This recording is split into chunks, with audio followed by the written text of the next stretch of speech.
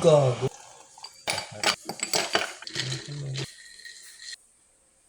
Yo, so ngayon nagluluto tayo ng adobo. Hinihintay na lang natin siyang mag-isagi. Okay na to, lagyan na natin ng tubig. Sa diskarte ko, lagyan mo ng tubig. Lagyan natin siya ng tubig. Yan. Tingin ko okay na yan. Kasi habang niluluto mo yan, mababawasan pa yung tubig niyan eh. Kumbaga sa term nga na magre-reduce pa yan siya, kumbaga. Parang ganun. Ngayon, siguro kung gusto mo ng masabaw na adobo, dagdagan mo yung mo. Nasa tansyahan lang din yun eh. Kaya ako, kabisado ko na naman to. Take na yan. Napakadali lang yan adobo. May mga nagsasabi na kapag hindi ka daw marunong, lutuin mo daw agad adobo. Kasi madali. Mali po yun. Share ko lang din yung parang natutunan ko kay Ninong Rai na kapag hindi ka marunong magluto, ang lutuin mo yung masabaw. Sinigang, nilaga, tinola. Kasi, kumbaga mas less yung chance ang magkamali ka dun. Bulalo. Yan. Kasi, isang timpla lang yung babalansehin mo dun. Alat. Sa pag-aadobo, tatlo ang main lasa niya. Tamis niya, kung gusto niyo man ng ganun. Alat. Kumbaga, yung flavor niya, very complex. Mali, pasensya na, mali yung gamit kong pero okay lang yan. Yung una ko nadampot eh. Very complex yung timpla na kailangan mong balansehin kapag nag-aadobo ka. Hindi kagaya ng kunwari sinigang. So yun lang yung titimplahin mo lang is yung asim at yung alat. Napakadali naman nun kasi kung sinigang mix naman yung ginagamit nyo, di ba? Huwag kang magluluto ng adobo. So yan, nalagay na natin siya, di ba? Napakadali lang naman ng adobo kapag paulit-ulit mo nang ginagawa, di ba? Makakabisado mo rin yan.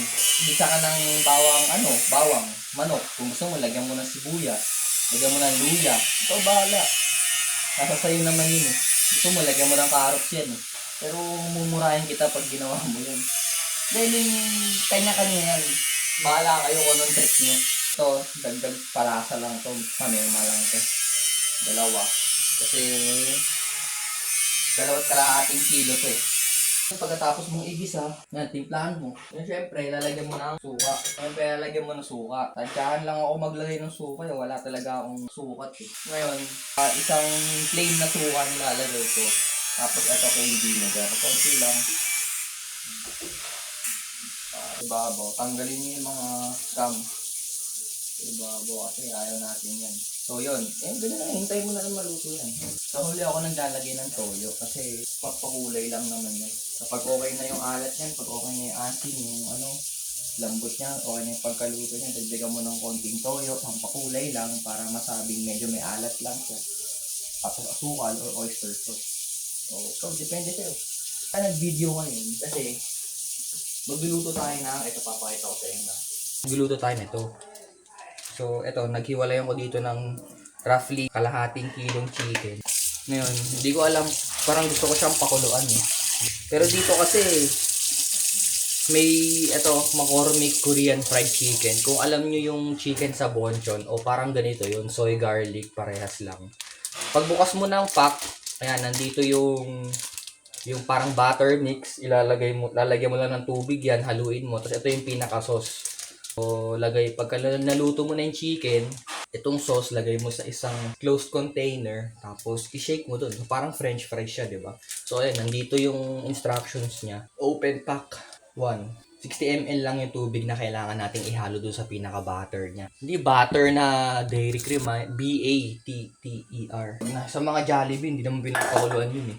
Talagang nasa pagluluto yun eh. Gasan muna natin maigi yung chicken natin. Kayo ba, pag nagluto kayo ng fried chicken, pinapakuluan nyo ba? Or rektahan na? Kasi advantage kapag pinakuluan mo yung chicken mo. Siyempre, mas hindi siya mahihilaw, diba? Hindi siya mahihilaw, diba? Kasi technically luto na siya. Binibigyan mo na lang siya ng lutong, parang ganun. Pinapalutong mo na lang siya. Pinakahabulin mo na lang doon kapag nagpakulo ka, yung parang pinaka-crispy ng balat, di ba? Drain nyo maigi yung chicken nyo para matimplahan nyo na maayos. Diba napansin nyo, yung mga steak, yung mga mamahaling steak sa mga restaurant, bago nila lutuin yun, pinapat dry nila yun, tinatowel dry nila yun, para mas kumapit. Yung pamintang inilalagay nila, pero kasi naturally, yung karne na yun, yung mga wagyu, yung mga mamahalin na pieces ng karne, talagang naturally, malasang malasa na yun, kasi high quality na karne yun eh. So kung titimplahan mo man siya, Kumbaga, konting-konti na lang idadagdag mo dun timpla, di ba? Kumbaga, depende na lang. To taste na lang siya. Pero pwede mo nang kainin yung kahit walang timpla. Kadalasan kong mga nakikita dyan, yung mga steak, di ba?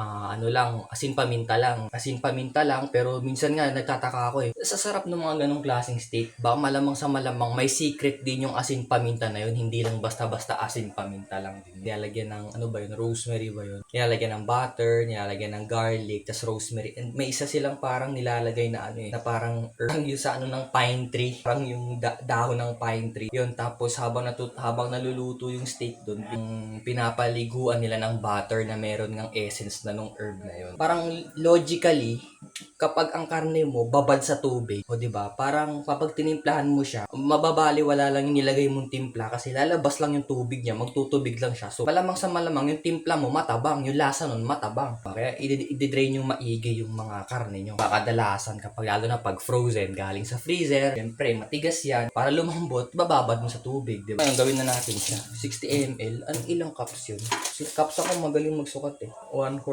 cup. Yung konti naman, 60 ml na yun. Yun na yun. Lagay na natin siya. Para ba't binubuksan? Nakapagluto na ako nito isang beses, birthday ng pinsan ko. Nakalimutan na ano ko na lang siya. Tagal ko siya hindi naluto. Just add water nakalagay dito talaga. Parang ano ang dali na ngayon eh, di ba? Yung mga, fuck that shit. Parang libro eh, no? Tayo yung page. Teka, anong page to? Lagyan mo na page. Ayun na mo. Oops. Oh shit. Habang nagko-coat tayo, syempre, magsasala na tayo ng pagpiprituhan natin. Papainitin na natin siya. Tayo mantika. Kasi syempre, deep fry yan. Lagay tayo mantika doon. Dami mantika kailangan eh. Wala, deep fry kasi talaga eh. So yan, habang iniintay natin uminit yung mantika, haluin natin to. Hindi naman to, complicated. Napakadali lang nito. Tama ba yung ginawa ko? Ay, tangik, 1/4 cup pala. Sablay ka agad. Tama. Tama pala nilagay ko. Lilipat lang natin, tapos babalik ta rin lang natin yan. Oh, shit. Yung iba nga nakikita akong diskarte, inababad pa nila sa sa gatas. Parang Kentucky Fried Chicken atang atake yun. Colonel Sanders. Pasensya na, medyo maingay kasi may gumagawa nga dito. Isa lang natin yung adobo natin, tapos eto papakita ko sa inyo mamaya kapag luto na. Dali lang naman niya puta. Papakita ko pa ba sa inyo yun kung paano magprito. Alam nyo na yun, kabisado nyo na yun eh. Yo, kain tayo. Ngayon na, dito na ako kumain sa Tupperware ha. Masarap siya. Ang pinaka-secret lang talaga sa kanya, lutuin nyo ng sakto lang yung chicken nyo. Pasensya na sa kinakainan ko medyo hindi siya maganda tignan. Pero dito ko na nilagay. Sarap din. Okay na. Tingin ko, nandun ang pinaka-key na secret sa pagluluto kung gagawin mo lang to syempre sa bahay. Yung saktong luto lang ng chicken, wag masyadong dry, wag masyadong overcook, ganun. Sarap din. Try nyo to. Ang lalagyan ko, pasensya na. Yo, may kasablayan tayong ginawa. Kikwento ko na lang siya sa inyo mamaya. Bali, lalabas tayo papuntang grocery at meron lang tayong kailangan bilhin dahil sa nangyari nga na yun. So, and pag uwi, edit na. Ngayon, palabas na tayo. Pakita ko muna sa inyo kung gaano ka-peaceful dito sa aking spot nyo, dito sa aking hood. Nag-upgrade na tayo kung dati medyo nasa lower lower economy. Medyo nag-upgrade naman din tayo kahit papano ng space na. Nag-upgrade naman tayo pagdating sa environment na ginagalawan natin, di ba? So, palaging ganun lang dapat. Babanggain ako. Lapit tayo sa Philinvest kaya makita nyo sa likod ko may mga building dyan. At ito nga yung nagawa kong katarantaduhan. Yung hapon kasi parang naging habit ko na mag-tidy up ng bandang dining area, ng kusina. Uncle ko kasi regular siyang bumibili sa grocery. Bumibili siya ng mga tinapay, ng mga kape. Alam mo na yung mga panlagay sa pantry. Mga spread, palaman, ganyan, mga asukal, ganyan. So, kanina bumili siya. Nilagay niya dun sa may lamesa. So, sa lamesa, naka-paper bag. Tinignan ko kanina, laman pala nito tinapay pala yung laman. Tapos, parang, nung inusog ko siya, medyo mabigat. Sabi ko, ba't ang bigat? Baka may laman pang iba ka ako. Tinignan ko ulit. Merong cheese whiz. Yun, cheese whiz. Meron cheese whiz din na kasama. So, bumili din siya ng cheese whiz. Yung nasa malaking garapo na cheese whiz. So, yun nakita ko. Nung kanina, nung Nagliligpit na ako, nagugas ako ng plato, naglinis ako ng stove, ganyan-ganyan. Nagpasok ng mga kailangan ipasok sa ref, nag-refill ng mga tubig ng pitchel. Nakita ko ulit yung paper bag na sa lamesa. Eh since gusto ko siya ilipat, since hindi naman doon nakalagay yung paper bag, nilipat ko. Kinuha ko yung paper bag, tapos mindlessly ko siyang ibinagsak lang doon sa may counter na marble na bato, kasi akala ko tinapay lang ang laman niya. So pagdampot ko, nilapag ko doon, bag, may narinig ako tumunog ang lakas. Yun nga pala, bigla akong naalala, meron nga palang spread doon, meron nga palang jar na babasagin na spread doon. Sabi ko, ay pucha. Eh di tinignan ko, pag silip ko doon sa bag, basag. So, fuck, muta na basag. Sabi ko, tinanggal ko yung mga laman nung tapos tinapon ko na syempre. Eh kaya papalabas ngayon kasi bibili ako. Dahil sa katangahan ko na yun, napagastos patuloy ako ng magkano, African motor niya. Sabi ko, next time mag-iingat ako. Yun lang ang pinaka-lesson nun. Maging maiingat. Kasi in reality, magkano yun? 180 pesos, 170 pesos.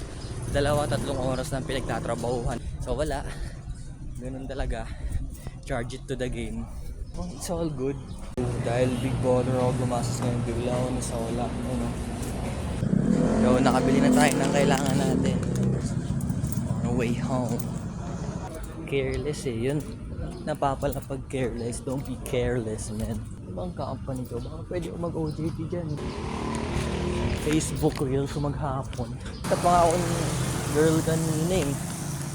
Ganda eh. Maganda nakakailang lapitan.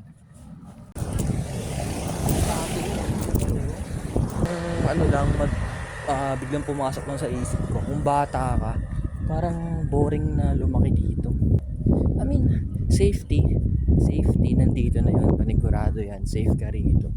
Hindi ka basta-basta mapapaaway, alam mo na mababanatan or something, di ba, iwas trouble, violence, mga ganyan. Pero kapag once na lumabas ka rito sa neighborhood na to, alam mo yun, parang mahirap makipagkaibigan sa mga ganitong klase na mga neighborhood. Kasi tinan mo, walang mga batang naglalaro masyado sa labas. Ako nga sa tagal ko nang nandito, isa lang yung nakilala ko rito eh. Isa lang talaga yung nakilala ko na talagang sa same school ko eh.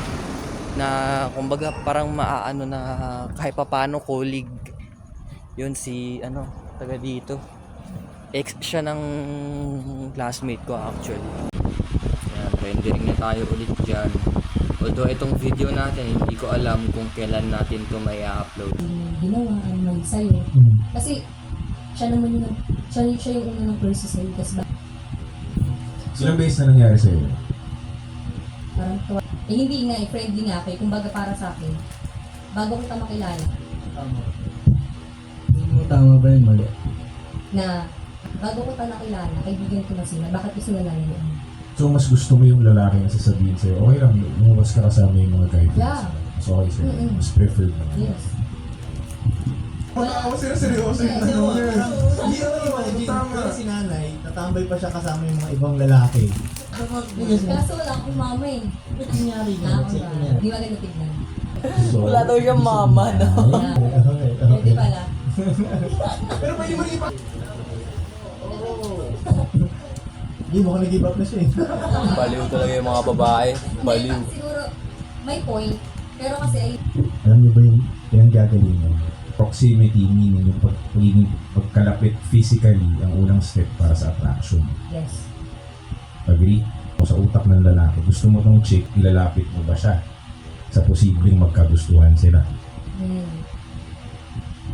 Make sense? Yes. Kaya sa tingin mo ba, sino ang mas tamang lalaki? Yung gusto kang i-preserve o yung okay lang sa kanya, malapit ka sa ibang lalaki?